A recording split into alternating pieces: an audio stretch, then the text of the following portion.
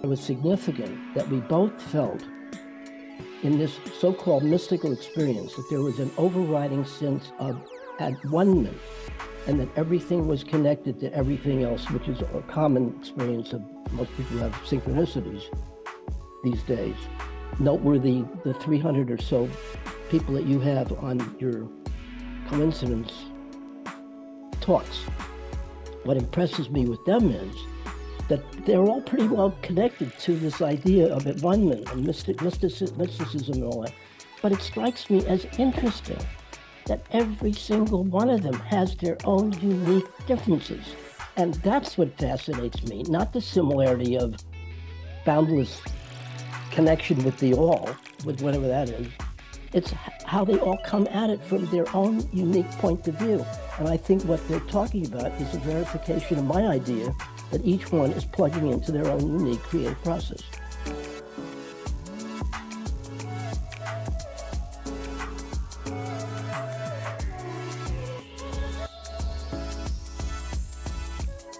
Welcome to Connecting with Coincidence. I am your host, Bernard Beitman, MD. I'm a psychiatrist. I study coincidences, and they sure are fun.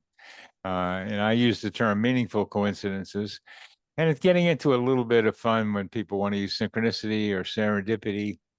And the reason I use coincidence is because it's a word that will have more broader resonance, because we're talking about something that has a little bit of different change from what people think reality is.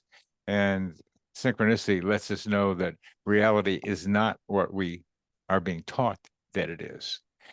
And our guest today is going to give us a view of meaningful coincidences that does not get out there much.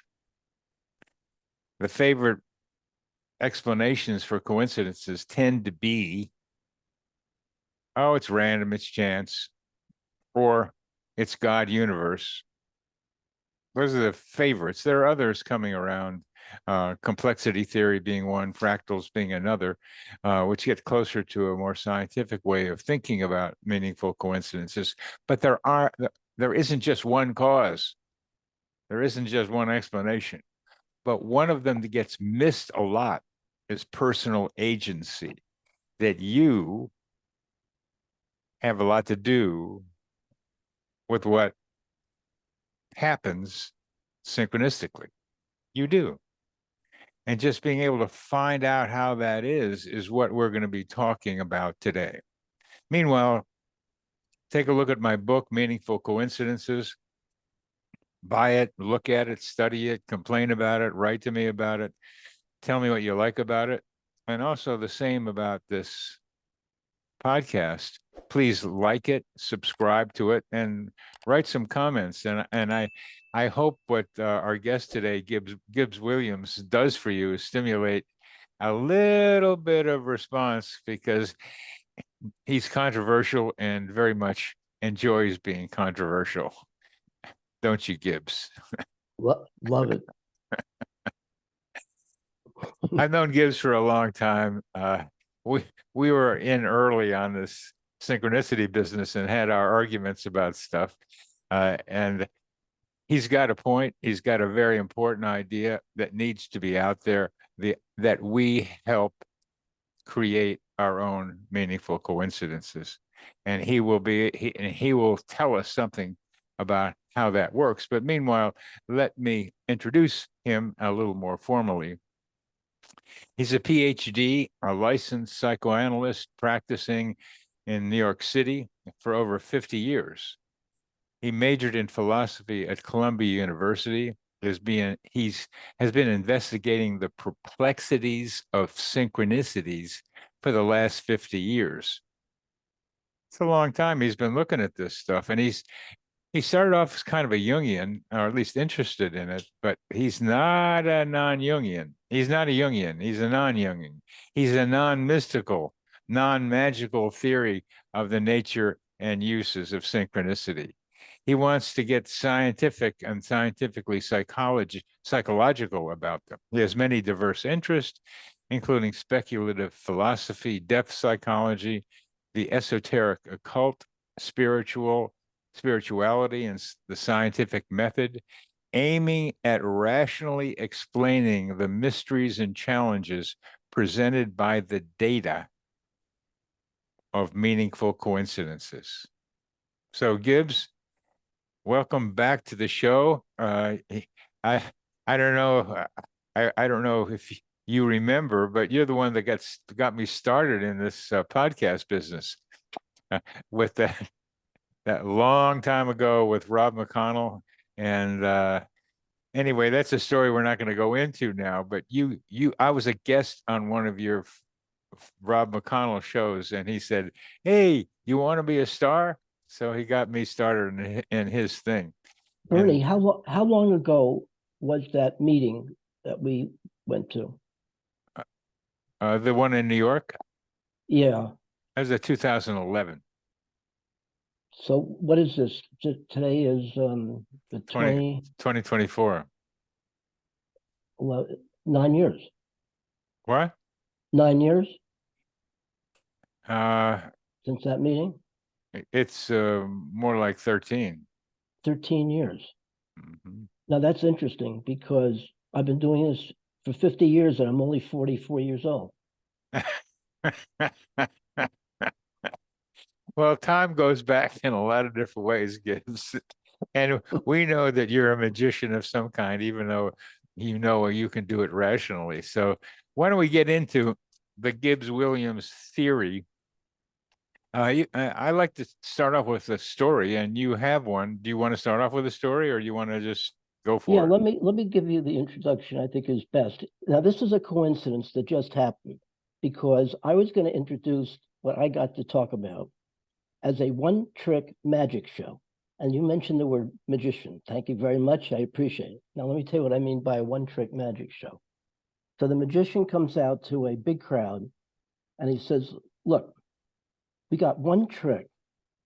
You all are going to come in, and I guarantee you that every one of you is going to be dazzled when you see the trick. Then after the trick, I'm going to invite you to stay, and I'll make an offer." So they come in, everybody's thrilled to death, and then they're eager to find out what is he going to offer. And he says, "You're all dazzled, correct?" "Yes." He said, "I'm going to give you all a choice. If you want to, I will continue to do the trick over and over again, and I predict you're going to be dazzled. Or I'm going to show you how the trick is done. Your choice." Both options have their benefits and their liabilities. From my vantage point, I'm taking some of the magic out of what is usually associated with synchronicities, and they are magical, they're amazing, remarkable. I'm taking some of the awe, the Jung would call it numinosity, out of the experience, and I'm attempting to explain what he says you can't explain rationally. I'm going to try to explain rationally what I think most of these things, not necessarily all, are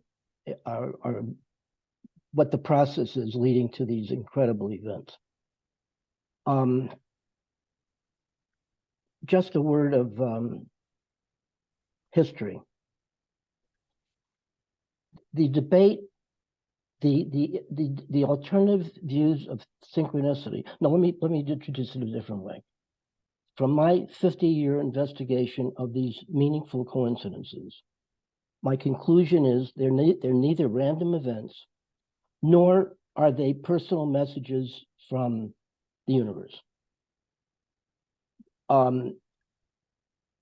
There is a long history of, it's a long historical debate among speculative philosophers, namely Plato and Aristotle, who had different attitudes about the nature of reality, of which people who are interested in synchronicity, I think are closet philosophers. They're really interested in big questions of identity and action. Who am I? What's real? How do I know it? What's the value? How do things connect? How do you make meaning? And so forth. The historical debate between Aristotle and Plato has in modern times been taken over by Jung and Freud. Jung essentially was a Platonist, Freud's an Aristotelian, and they had a huge debate. And I urge you, if you want to get into the weeds with this stuff, look over the Freud-Jung letters, and particularly the history of the two of them getting together in Freud's library. I think it was 1910, I believe, where they Freud was wanting to have a replacement for him in the psychoanalytic movement, and wanted a non-Jewish person because he felt that if the psychoanalysis was a Jewish thing, it would not be accepted. So he wanted a non-Jew as the head. He knew about Jung. He liked Jung. He had a lot of respect for him. Freud, by the way, was 25 years older than Jung at the time. And they had this fitful meeting in Freud's library. I think it was 2010 or 1910 or 1909. And one of the key experiences they had was that there was a major synchronicity in which Jung was warned by Freud not to get too involved in the mud of occultism, Freud said. And Jung got pissed off and very angry and got angry. And as they're talking, Jung is describing this experience of this occult experience of some kind of externalized sounds or something that happen at random that have meaning. And Jung and Freud have said, look, I know you're interested in the occult. I appreciate what you're saying, but don't get carried away. Stick with the basic tenets of traditional psychoanalysis. And Jung felt patronized by Freud. He was very upset, and talks about his feelings in memory in his book, his autobiography, in which he says his chest lit up like a heated vault. He was angry, and he said he's very angry at Freud and feeling too narrow-minded. He feels Freud is too much involved with sex and doesn't appreciate the spiritual qualities of the esoteric occult. At which point there's this loud clap in the library, and they both are startled. And Freud says, what the hell is that? And Jung says, that's an example of what I'm talking about. Jung and Freud says, oh, bosh, cut that crap. At which point Jung gets even more furious and says, it's going to happen again. Bang. And both of them were very impressed. Like, what the hell is this? They carry on a year-long or a few years-long correspondence in which both of them are arguing, what in the hell is this? And Jung, in effect, this is the beginning of his major investigation into the meaning of synchronicities. And Freud, open to experience, was very curious and tried his best from a rational point of view to explain what was going on. And Jung's conclusion was, are you kidding? There is no rational explanation. All right, segue to years later. I became fascinated with Jungian psychology. I was steeped in it. I got involved with the esoteric occult. I took lessons in tarot and I attended spiritualist church. I was really committed to it. It made sense to me until I got stuck with certain problems, and I had 2 therapy experiences which failed, essentially because I didn't pick the right therapist, and they should never work with me. And I guess the major turning point for me in terms of my particular rational approach to synchronicities is having read Sigmund Freud. And I thought to myself, now this guy's telling the truth. And I figured I got to go consult a psychoanalyst, a Freudian psychoanalyst, and see if I can get myself straightened out. That is when I shifted my, not interest, I always maintain my interest, but when I shifted my perspective from being knee-deep in Jungian psychology to Freud.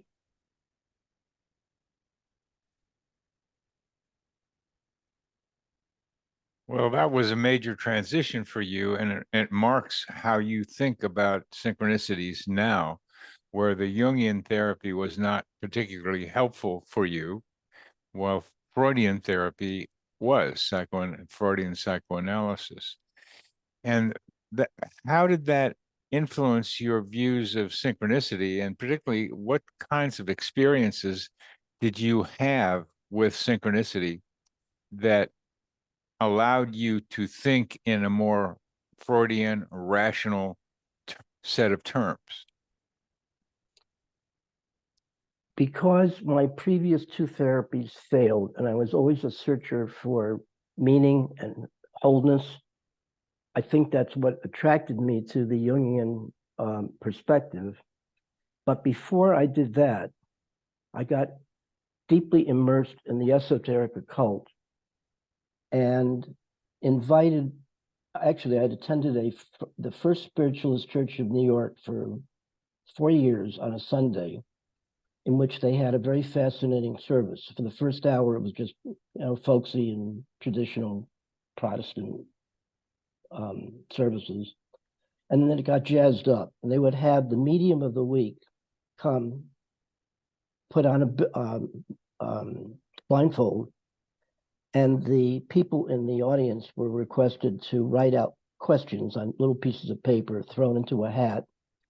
And the blindfolded medium would reach into the hat, pick out a billet that had a question, and the question always involved the possibility of making a meaningful connection with some dead relative or master teacher or guru or what have you. And I thought to myself, if people from Columbia were there, they would probably rip my degree in philosophy away from me because thinking this is absolutely absurd. However, I guess I was open-minded enough to realize that most of it was absurd, but occasionally there's some real hits, and it seemed as if the message bearer really was in touch with something that made a connection with the real lived lives of the people who wrote the billets. And I thought to myself, this is amazing. In addition to which, I met some really fascinating people who I had a lot of respect for. One was a psychiatrist who was an asthma specialist, and we would sit at the back of the church service and sort of scoff at what was going on. But we both had open minds. And Larry, who I eventually met up with and in his apartment, and he wanted to be in analysis with him. He said, no, just come, let's be friendly and we'll talk. And one day he goes into trance and he purportedly dictates poetry from Freud and Jung. And it was really high level. It was really very interesting. And I thought to myself, I can't just scoff at this. What was this all about?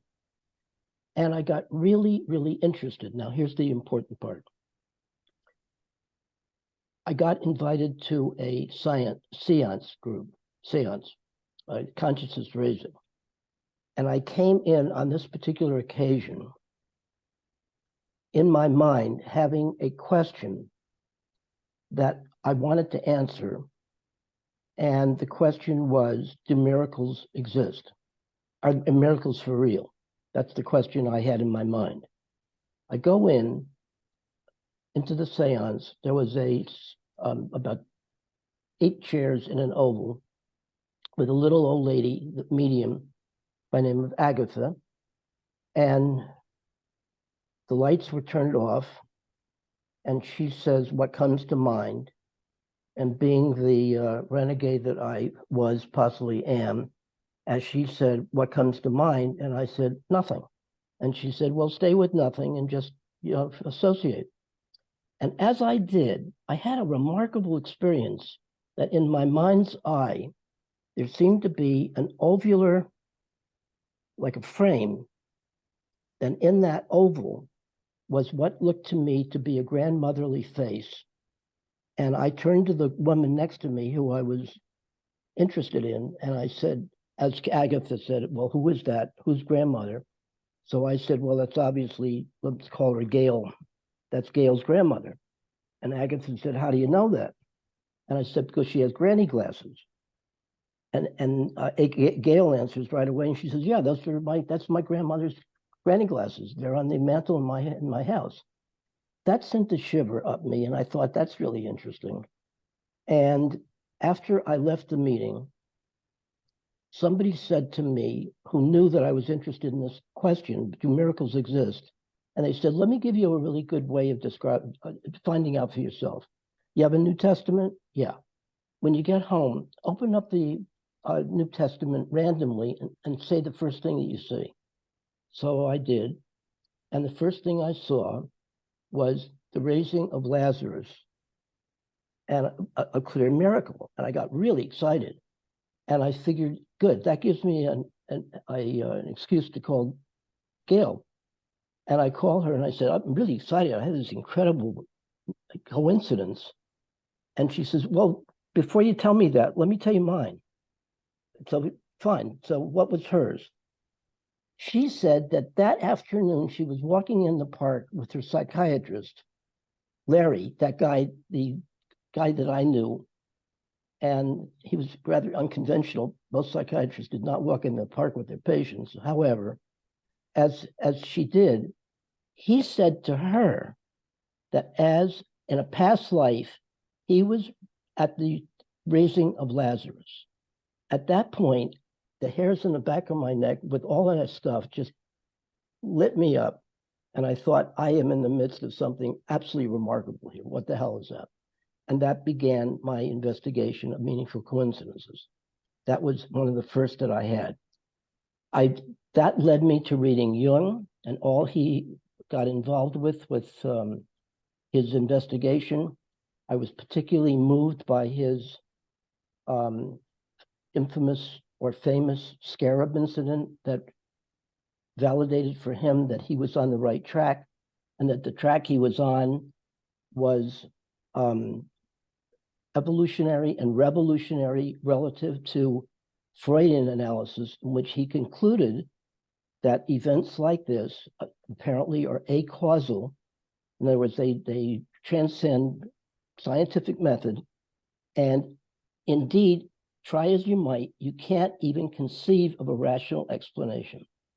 In any event, when I went back to that first synchronicity I had, I started keeping a journal in which, as I look back on it, it covered, I think, something like 19 years, no, probably 11 years, of what I would consider 19 significant coincidences. So I kept that journal, which I'm very happy that I did. And I was able to also keep a personal journal. So I was able to keep the synchronicities in the context of what I dated everything, which was very good. So I was able to treat the synchronicities as like waking dreams and fit into my ongoing daily journal of whatever was going on. In the course of reading Jung, I guess I got peeved by his categorical assertion that these phenomena cannot even be conceived, you can't even rationally conceive of a way of rationally explaining the meaning of these things. And as like to regard myself as scientific, and I thought to myself, that makes no sense. Even what he concluded was there's a principle of acausality, which is a really silly term, because acausality is just another word for causality of a different kind than linear causality. In any event, that started my 50-year investigation of the nature and use of meaningful coincidence from a rational point of view.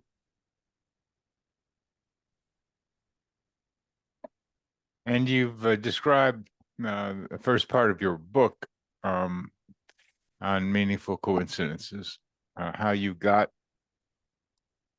from Freud to Jung and then back again to Freud, at least starting with both of them. Right. And so this is the background, but the key thing about you is that you have this clear idea that we play our subconscious or unconscious plays a critical role in forming meaningful coincidences. This is your contribution. This is what Gibbs Williams is trying to be able to say. And let me validate it. It's very simple. Unless there is one human being identifying a given synchronicity, then it's meaningless.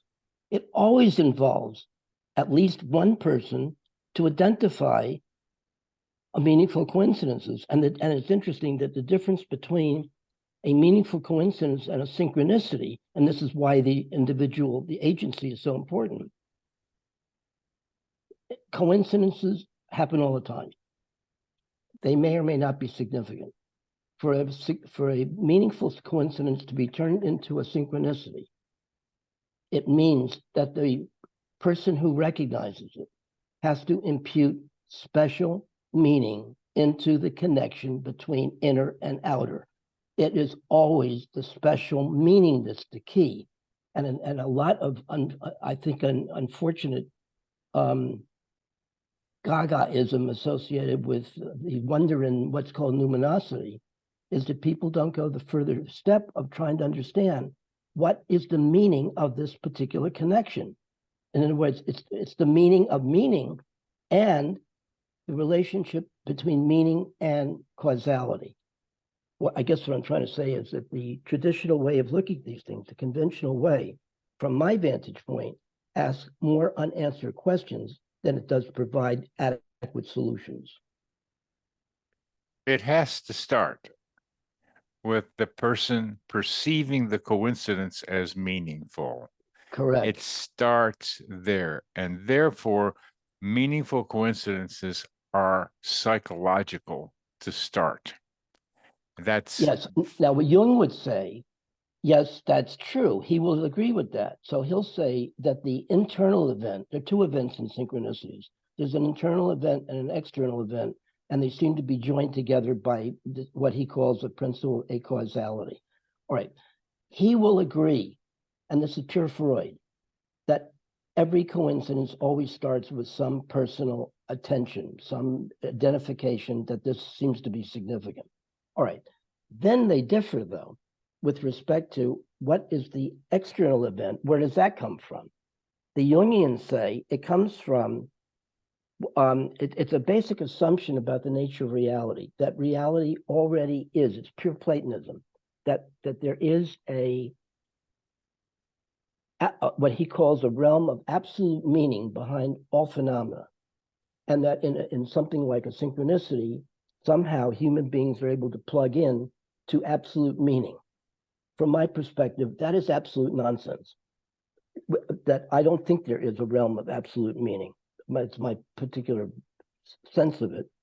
So then what are you plugging into? If there is no realm of absolute meaning, then it forces the person who's interested in this to try to understand what is meant by meaning, what's the meaning of meaning, and what's the relationship between causality and meaning. In other words, how do individuals make personal meaning out of the raw data of their lives? And my approach is that that's infinitely more important to me than trying to plug into some external authority, which possibly even exists. It may exist. So what? What do you do with it? Is always my concern. And that from my vantage point, synchronicities always begin, and Jung will agree, they always begin in a climate of a person being quintessentially stuck. Stuck how? Life is hard, it's a struggle. We all want to be able to have some clear identity. We want to have some idea of what we want to do for a living and what makes the good life. There are 1,000 questions in which people get bogged down.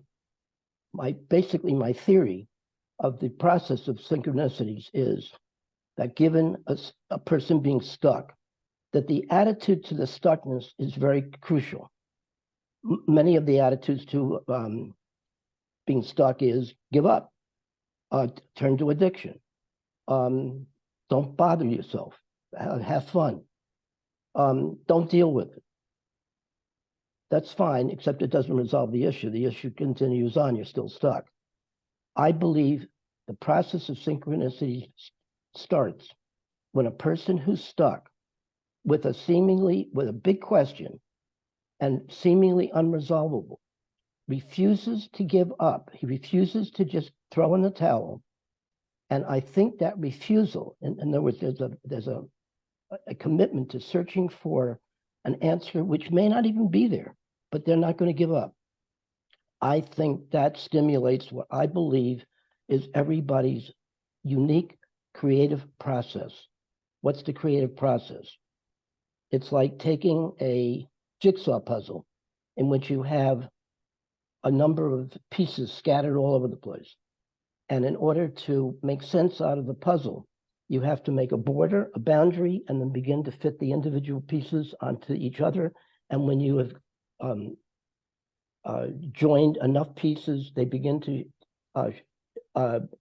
form a recognizable pattern.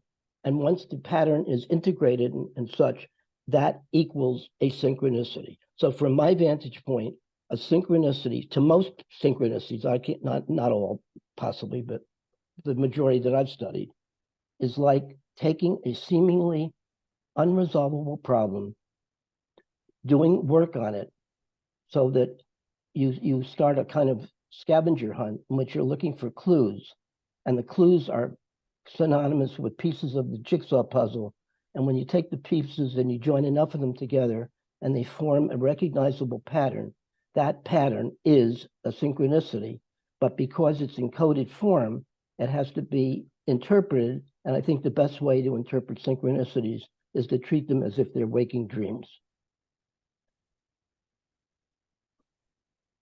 Definitely the idea of synchronicities being like waking dreams is shared by me and by many other people. There's a lot of similarities. And what you're describing is that dream work can also be a way of resolving conflicts, challenges, trying to figure out what to do next.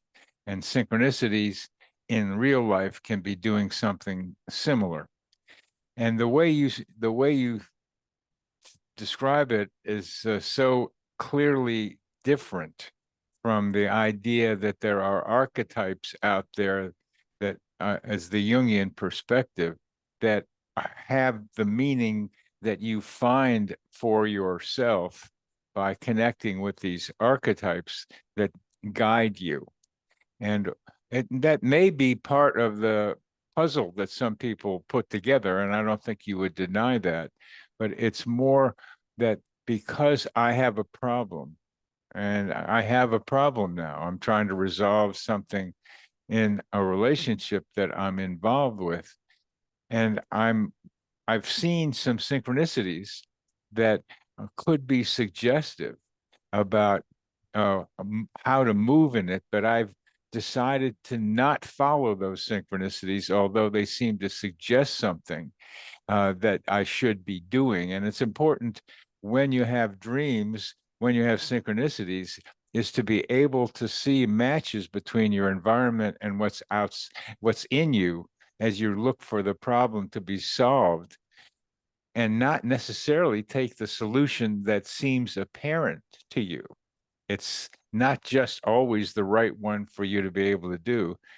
One of the key ideas in synchronicity is and use is confirmation of being on the right path, which you alluded to with Jung and the scarab story. That you said, I don't know where you got that got Jung to think that he was on the right path in what he was doing, and it probably would. We don't have to talk about that, but it probably did do that for him.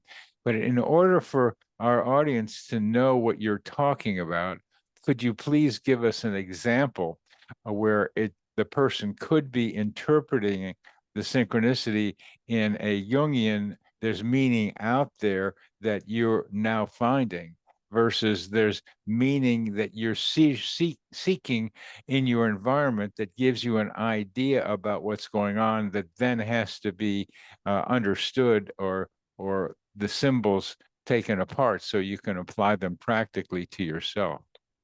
Try this. Synchronicity number 8. I don't remember how old I was. However, essentially, the subtext, and I think the subtext is always critically important in trying to understand the meaning of a synchronicity. What's subtext? Everybody has situational context. There's the immediate, there's historical, what's on your mind, what issues are you trying to change, all that kind of stuff represents the context. From my experience, meaningful coincidences always start with, as I said, a feeling of stuckness. Stuck with what? A seemingly unresolvable problem that either has to do with identity and or action. Who am I really? What is reality? How do I know I'm real?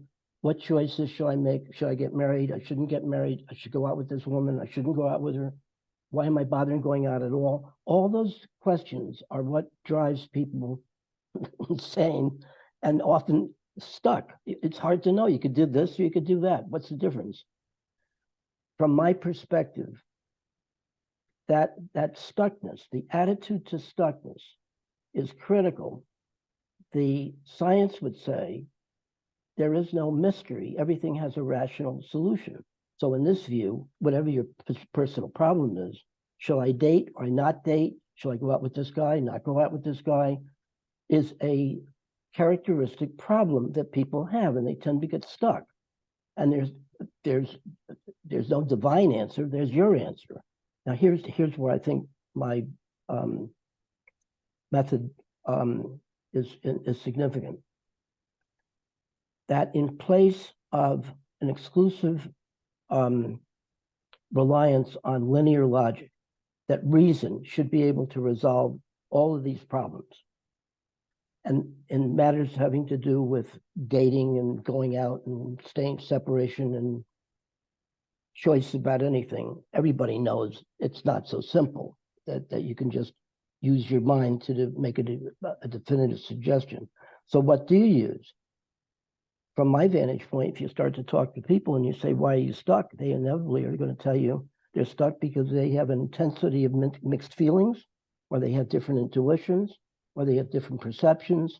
So that what I've seen replace what I would call conventional linear logic, I replace it with what I think is a more true logic called experiential logic. And experiential logic is a mixture of objective thoughts, mixed feelings, intuitions, bodily sensations. And all of that mix, if you can tolerate that confusion or abundance of different data streams and follow that, which in order to make all of that into an organized whole, that I think is the equivalent of what I mean by the creative process. All right, you had asked, I went astray. You asked, an example of, all right, Synchronicity 8. Years ago, I am practicing analysis. I have an appointment with a patient that I'm going to see in a few minutes. And in my mind, I'm preoccupied with my ideas, my fledgling ideas about the nature of meaningful coincidences. I'm aware that Jung would say one thing, Freud would say another. So there are alternative points of view. And what seems to be significant, in this particular day, I'm aware that I am uncharacteristically clear as a bell with respect to, it's like a green light, and with a problem that I had been having, and suddenly I felt as if I was integrated. I knew that my truth was an amazing experience, and I described it in my journal as mystical-like, and it really felt incredible. All right, knock on the door. Patient comes in, agitated, he's going crazy, and he's all hysterical. I'm saying, calm down, calm down. What's in your mind? And he said, I feel weird, but this is my truth, that I've been dating a girl and I feel I'm in absolute love, and I've never had a more compelling experience in my lifetime. I'm just thrilled out of my mind. And I feel as if I'm on a cosmic mission to, well, I don't know, whatever. And I'm thinking to myself, this guy is he's a little whiffy. He sounds like a perpetual adolescent, about 13. He's a grown man, he's 42. Grow up. Well, I'm not going to tell him that, but that's what it felt like. But the thing that struck me as significant is he felt that he was having a mystical experience of absolute truth. And for the one time in his life, he was absolutely dedicated to following his truth. And I thought to myself, that's what I've been experiencing. But I was more concerned, less about the similarity of our two experiences, that we both seemingly had what we both considered a mystical experience, than the differences. It's the differences in that experience that I thought was significant. From him, from my vantage point, he was a perpetual adolescent who was, I don't know, he had a misdevelopmental stage in which he never got over, at that point, a grown man never got over the idea that he got turned on to a pretty woman, and he thought that that's all there was. He missed the other details about what are you going to do with her. Or you get my point. From my vantage point, what I began to realize was that I know what the point was, that it was significant that we both felt in this so-called mystical experience that there was an overriding sense of at one-ment, and that everything was connected to everything else, which is a common experience of most people have synchronicities these days. Noteworthy, the 300 or so people that you have on your coincidence talks. What impresses me with them is that they're all pretty well connected to this idea of at-one-ment and mysticism and all that. But it strikes me as interesting that every single one of them has their own unique differences. And that's what fascinates me, not the similarity of boundless connection with the all, with whatever that is. It's how they all come at it from their own unique point of view. And I think what they're talking about is a verification of my idea that each one is plugging into their own unique creative process. In any event, what I thought was important in Synchronicities 8 was not our similarity, but our differences with respect to how we experienced, let's say, mystical experiences. Well, please elaborate on what you mean about the differences. You seem to pretty much dismiss this guy as adolescent, and somehow that's doesn't merit much more thinking about him. I'm not clear from your description. It was just because she was good looking, that's why he was so deeply involved with her. So that there was an experience in him, from what you've said, of an intense love that he had not experienced before, which wasn't what you were experiencing. You were experiencing a different version of mystical experience, from what I can tell. So please elaborate on the differences, because that's where you're saying the information lies. First of all, I appreciate your criticism. You're absolutely right. I think I didn't do that particular. I didn't really feel that at the time with that patient. What's more important is that he had a sense that time and space that had previously been bounded, that all those boundaries dissolved. And that's what people tend to refer to when they talk about mystical experiences, that there's a sense of at-one-ment, there's a sense of integration, there's a sense of having some superior knowledge. I mean, it's ineffable, you can't really describe it, but there's a sense of being that if you're seeking a direction, that's the feeling of that green light, which validates I'm on the right path. That's the kind of feeling I'm talking about. We both had that. I'm aware of that feeling. From my vantage point, the differences between the Jungians and the Freudians are that Jung in which he talks about spirituality as being connected to this realm of absolute meaning, this archetypal consciousness that he calls, may be true, that may be accurate. But from my vantage point, so what?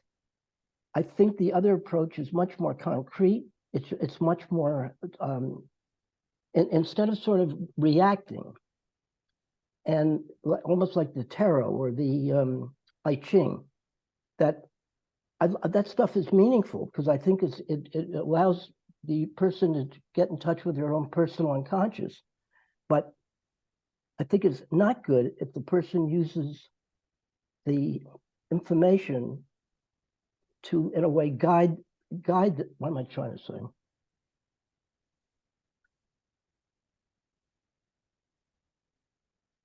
I think the most important self-knowledge that people have comes out of them struggling with struggle, that they need to be able to be aware of how they make individual meaning out of the raw data of their data experience, not simple.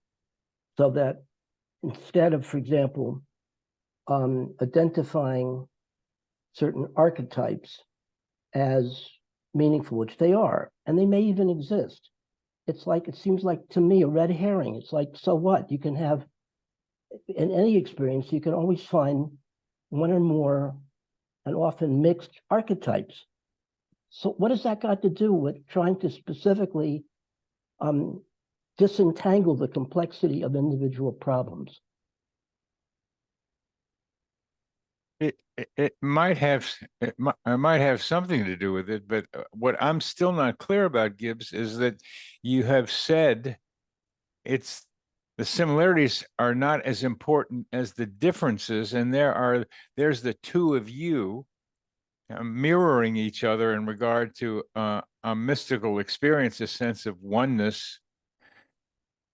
But there's a difference that you describe his being from the way you are, and I don't hear about you, and you finding meaning in this coincidence between you and that patient. Yeah, you had a mystical experience in common that was mirrored, but so important in the way you're talking is the difference is important. And as you described, adolescent, 42, pretty woman, now you've backed off from that, but I'm still not clear about the differences for you and hopefully for your patient too, and you talked about it with him, the differences that illuminate the meaning for each of you in your own lives. Good question. From my vantage point, take a mystical experience. So what are we talking about? The experience of that experience for most people, I think, is that the ordinary perception of time and space dissolve. Yes. Whatever the boundaries are, they're no longer there. Yes, your mystical experiences were similar. We're talking about the differences now. The differences, from my vantage point, are the meaning that you attribute to the mystical experience. From his point of view, he said he was on a cosmic mission to, I'm not sure what, I don't remember exactly the details, but he was driven to be able to, I guess, make some kind of meaningful connection with her. From my vantage point, here, this is the important part. I think that a really immersive experience of getting at the roots of meaningful coincidences forces the person to go internally and deal with the meaning of making a connection with their personal psychodynamics, meaning each person tries to make sense out of their own jumble of experiences by utilizing whatever process they can. From my vantage point, a serious investigation of personal synchronicities enables the person to go from the surface to their own depths so that they can understand how they individually make meaning out of the raw data. So it's a difference between him being sort of reactive and versus what I would call reflective. Well, you've gotten Freudian, and that means go into your own personal unconscious rather than the collective unconscious, which is where Jung sought meaning, and in the unus mundus. But here you're talking about yourself as well, Gibbs. And how did you explore your subconscious, unconscious through this meaningful coincidence with this patient of yours at the door? I think my conclusion was that he and I are experiencing very similar we're both having, let's say, a mystical experience. That our individual, the differences are our individual experiences of or interpretations of what that is. And that from my vantage point, the value that I had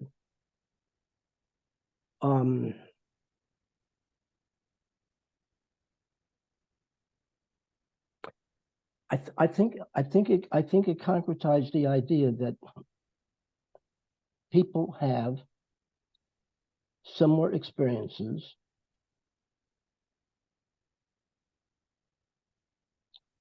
Everybody can have a similar experience.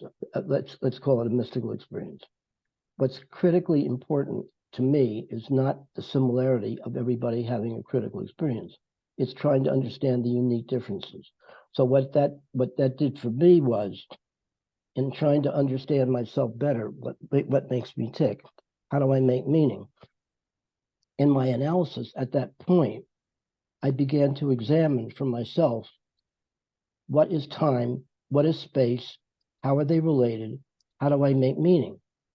And I think I believe that what was most critical for me was the growing realization that I had a very serious issue that I had never realized that had to do with self-pathology, that I basically experienced myself as a collection of fragments or pieces of a puzzle, and that I had no coherent integrated experience, which then allowed me to finally focus on what I need to be able to accomplish out of my therapy, which was to find a pathway to integrating myself. What does integrating yourself mean?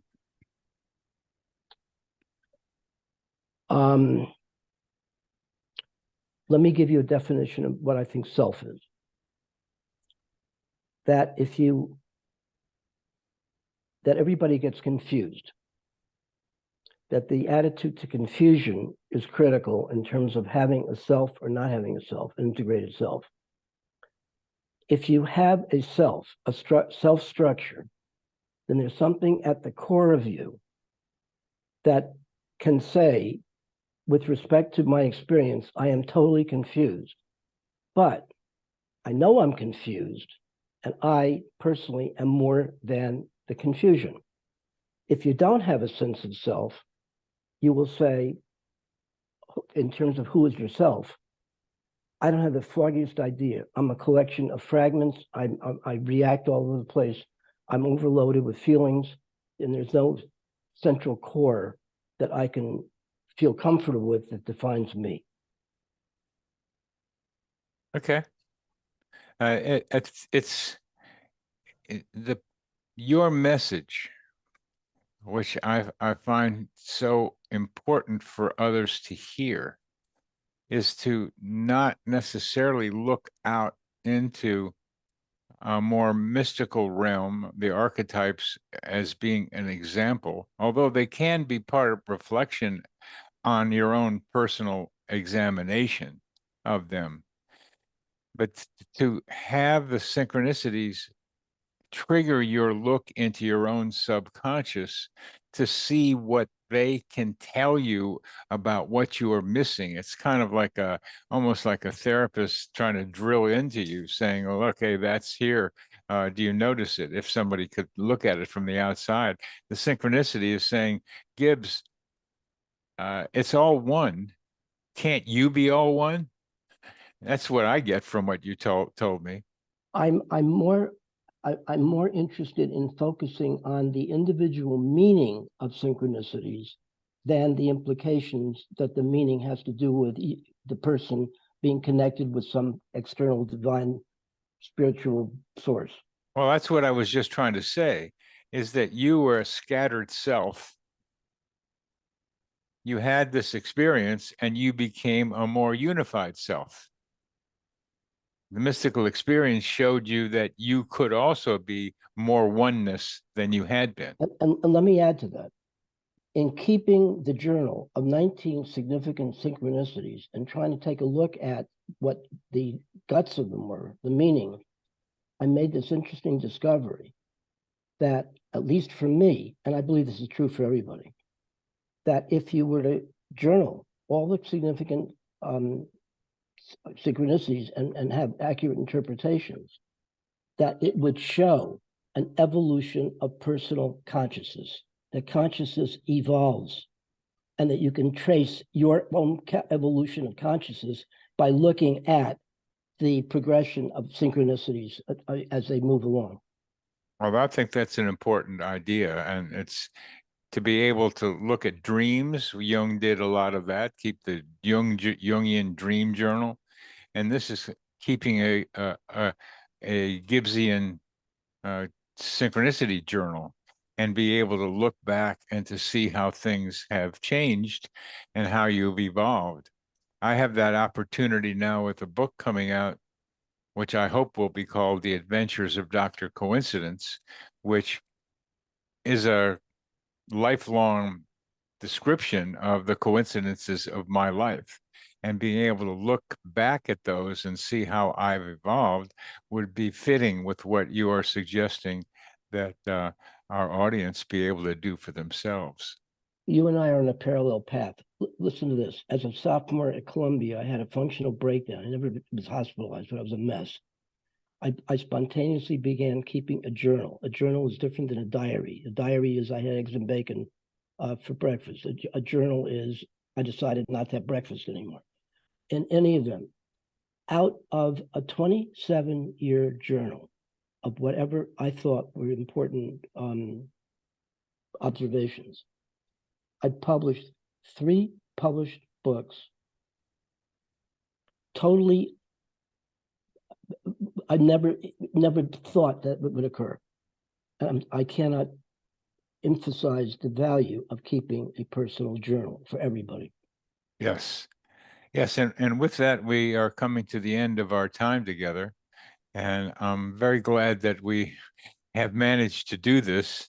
And here we are. And your message is still so necessary in the whole panoply of synchronicity talking, that let's not look outside of ourselves for some meaning that might exist out there. Let's take what's happened between our environment and our own psyches and be able to see what mystery, what symbols, what information we're being told, or at least potentially offered. And I like to think of it as psychotherapy by synchronicity.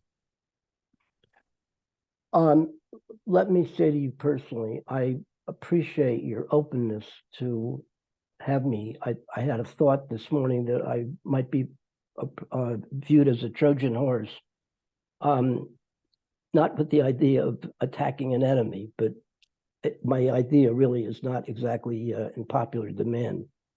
And if nothing else, I would like to convey the idea that with ideas like mine, I would urge anybody who's really passionate about this subject, and people who like this subject tend to be very passionate, to have an open mind, meaning don't get stuck in your own paradigm. There are alternative ways of viewing the same experience. I like the following. 1 + 1 generally is what? 2. Look again, and 1 + 1 could be viewed as 11. And one more, you got a circle and you got let's call it a penis and a vagina, and if you put them together, 1 + 1 could be 3. So depending upon the shifting context, you can make entirely different meanings out of anything if you change the context. Thank you very much. Thank you very much for being with me today, Gibbs Williams. It's been a pleasure talking with you again. We haven't talked for a long time, and keep it going, Gibbs. Keep it going. Thanks. You too, Bertie. This psychosphere is our mental atmosphere, like a hologram of cosmic consciousness.